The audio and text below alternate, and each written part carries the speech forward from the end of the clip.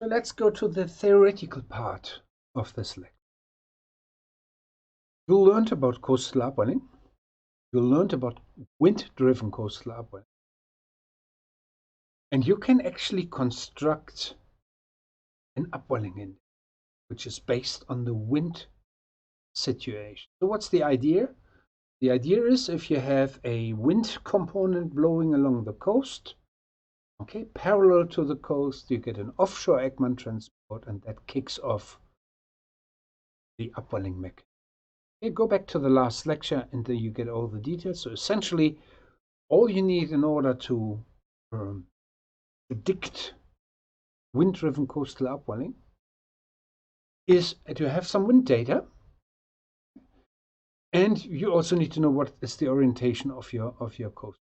And so this is essentially what we call an upwelling index.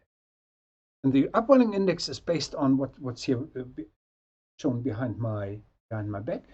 It doesn't depend on the actual orientation of the coastline. The only thing that matters is actually the relative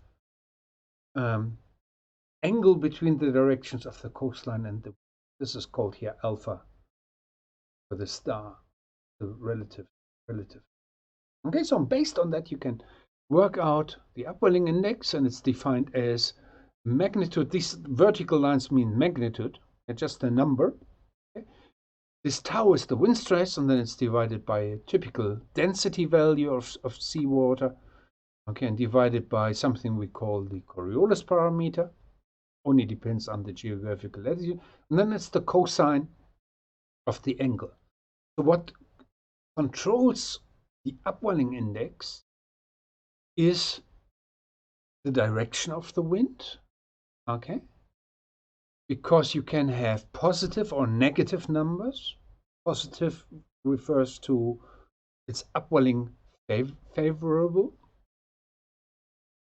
and negative means it can induce an opposite process known as downwelling. And the wind stress itself also plays a role. So you get the strongest response if you have very, very strong winds pointing along, blowing along the coast, with the coast on the right and the southern hand. Okay, and so why do we do this? Because we want to see now if we trust this theory. Okay, this is the Ekman theory of upwelling, and this index actually was originally comes from the 1970s and called the Bakun index. And so anyway, so you want to see whether you can actually get upwelling during these times when you have a positive large value of the upwelling index. Yeah, let's have a look. So we look at the upwelling index. So you contact the Bureau of Meteorology, ask for data. And this is what I've done early when I came to Flinders University.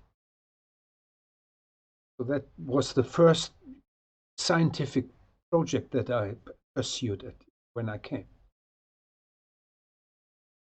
All right, and this is what it is. You get the wind data, so you get sort of daily wind data, and here's a time series for 2 locations.